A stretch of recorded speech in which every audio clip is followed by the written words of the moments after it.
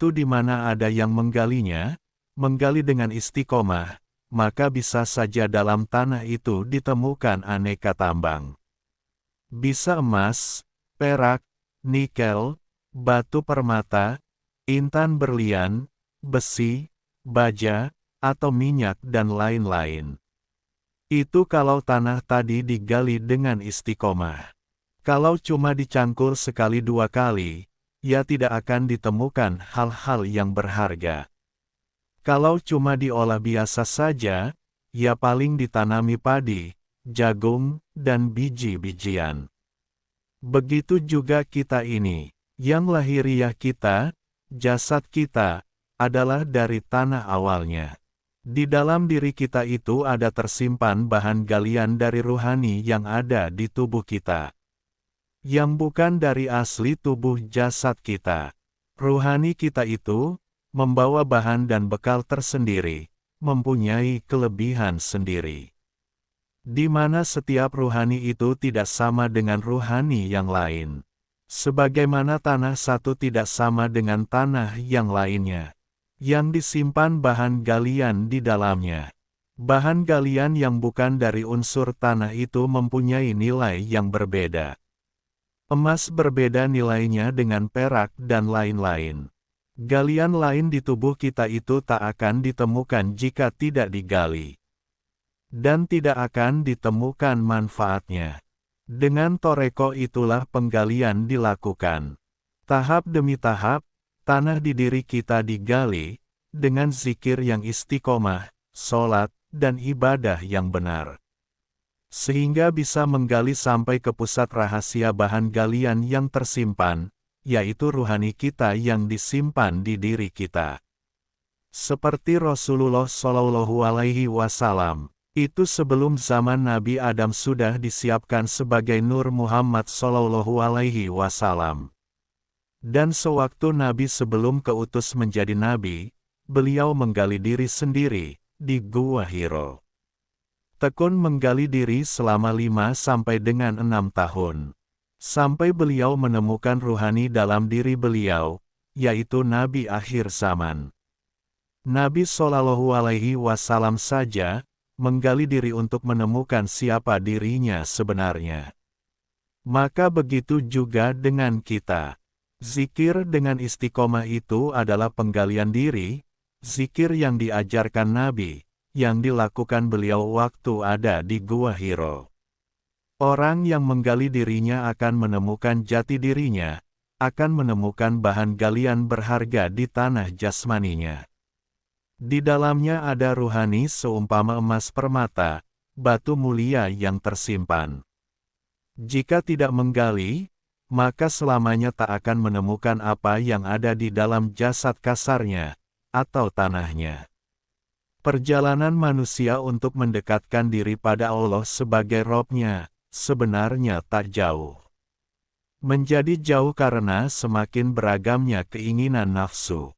Semakin banyak lagi yang diinginkan oleh nafsu, kesenangan-kesenangan yang bersifat kepuasan, entah kepuasan zahir atau kepuasan batin. Maka makin jauh perjalanan yang harus ditempuh untuk menuju Allah. Sekian tahun, yang dilewati oleh manusia itu gelora samudra kepuasannya. Yang dilewati manusia itu padang gersang ketamakannya akan kesenangan. Andai saja manusia itu mau melepaskan segala macam keinginan, ingin dipuji, ingin diagungkan, ingin dihormati, ingin punya kedudukan dan pangkat. Pangkat di hadapan manusia maupun pangkat di hadapan Allah. Maka jika semua telah tak ada yang bersemayam segala macam keinginan, ketika nur makrifat itu melintas di lapangan hati manusia, yang bersih dari keinginan, maka cahaya itu akan menumbuhkan aneka macam tetumbuhan ilmu dan hikmah. Tak perlu manusia itu menjadi sakti, atau belajar agar sakti. Allah itu lebih sakti dari semua yang Dia ciptakan. Allah itu akan memberikan berbagai anugerah keutamaan kepada hamba yang satu dari hamba yang lain, sesuai kadar ketakwaannya, dan ketakwaan itu terukur sesuai kadar keikhlasannya, dan keikhlasan itu ada karena paham dan tahu. Jika dia tidak ikhlas itu, maka tak ada nilainya suatu kadar bobotnya ibadah. Dan untuk menjadi mukhlisin, atau orang yang ikhlas itu tidak cukup sehari dua hari hati digosok.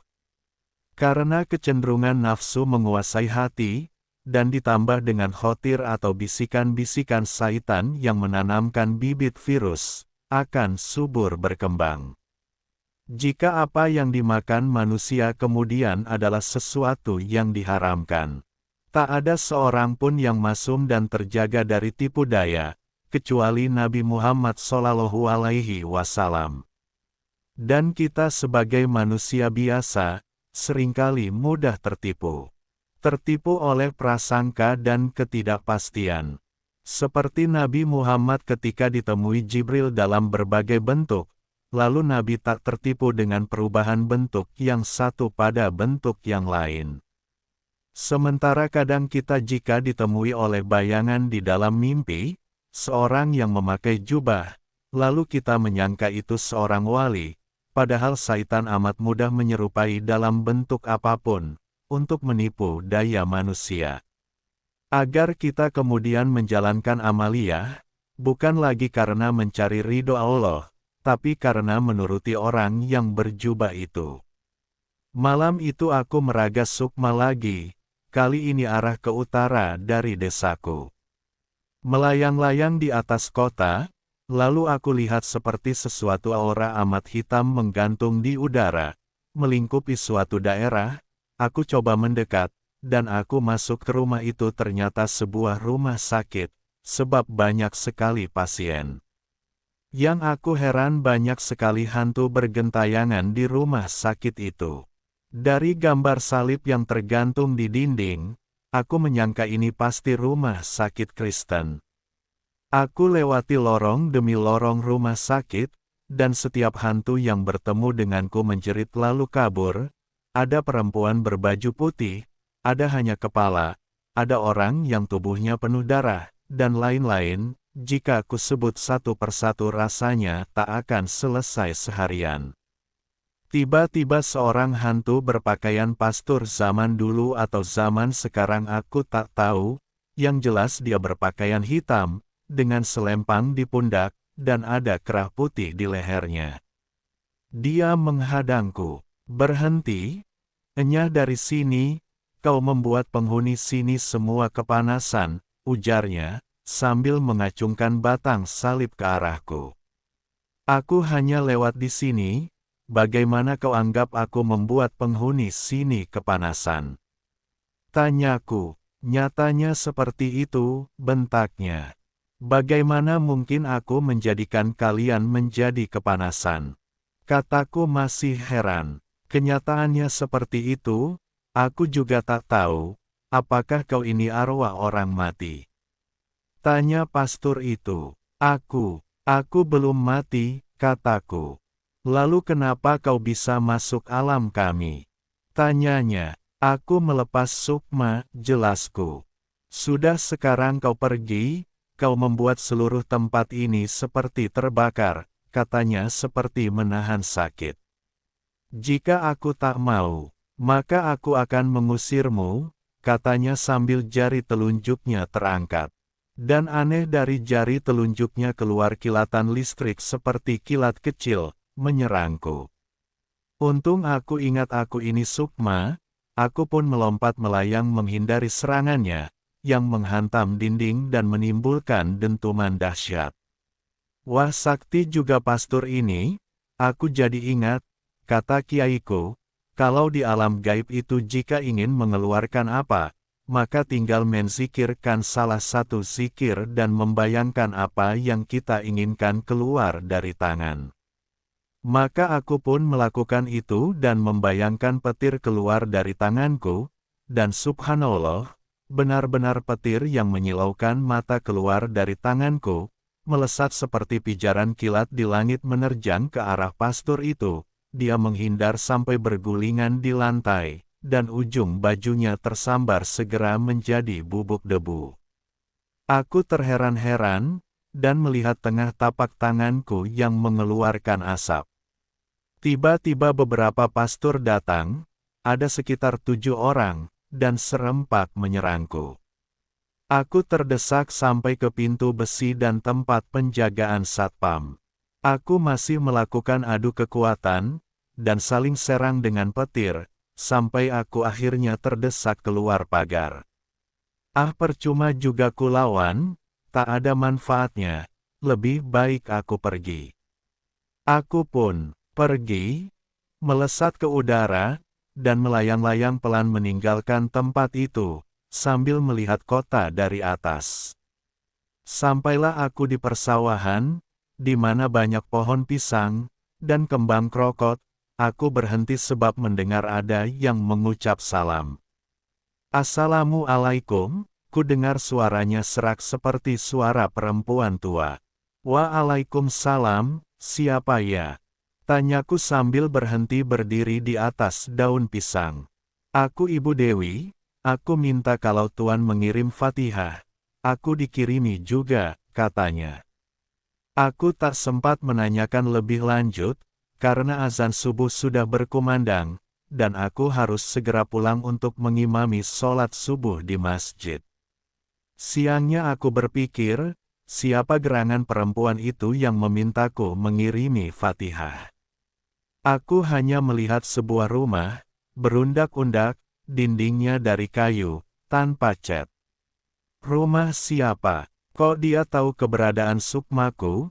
Bahkan dari dalam rumah, tentu dia jika seorang manusia, maka pasti manusia yang mempunyai ilmu tinggi, sebab jarang-jarang aku menemukan seseorang yang bisa melihatku ketika meragas Sukma. Jika dia bisa melihat, sungguh berarti bukan orang sembarangan. Baiknya nanti malam aku datangi dia, mungkin bisa ku perjelas siapa sesungguhnya dia. Maka malamnya lagi aku meragas Sukma lagi, dan langsung menuju rumah itu. Rumah yang di depannya ada bunga krokot. Aku langsung turun di pekarangan rumah yang diratakan dengan kerikil, dan ditumbuhi rumput di sela-sela kerikil. Assalamualaikum, ucapku dari luar rumah. Waalaikumsalam, terdengar jawaban dari dalam. Tapi kenapa suaranya seperti suara seorang perempuan muda, padahal kemarin seperti suara perempuan tua yang serak? Maaf, kemarin ada yang ingin dikirimi Fatihah, tapi aku kurang jelas siapa namanya. Maaf jika saya ingin memperjelas biar tak salah alamat, kataku dengan sopan. Lalu dari dalam rumah, keluar seorang perempuan, memakai cadar penutup wajah, tubuhnya tinggi langsing, dan semua pakaiannya memakai warna biru. Iya, saya yang minta dikirimi Fatihah, namaku Dewi, dan orang sering menyebutku Dewi Lanjar, jelasnya. Dewi Lanjar, aku heran, aku sendiri tak tahu siapa itu Dewi Lanjar. Maaf Nyai, saya bukan orang asli Pekalongan, jadi saya tak tahu Dewi Lanjar, kataku jujur. Aku penguasa Laut Utara, jelasnya. Oh, mari ku ajak ke tempat kekuasaanku, katanya, sambil menggandeng tanganku. Dan kami membumbung cepat ke arah utara, ke tengah laut. Aku lihat aku melayang di tengah laut, sampai pada suatu pulau kecil, lalu melintasi jembatan. Aku heran karena jembatan itu dari manusia yang dijejer seperti ikan asin, dan kulihat banyak orang ramai bekerja, yang membuatku heran. Ada orang yang berkepala ikan dan bertubuh manusia, juga ada manusia yang berkepala manusia tapi bertubuh ikan, ada juga orang yang memukul-mukul mereka dengan cambuk. Sang Kiai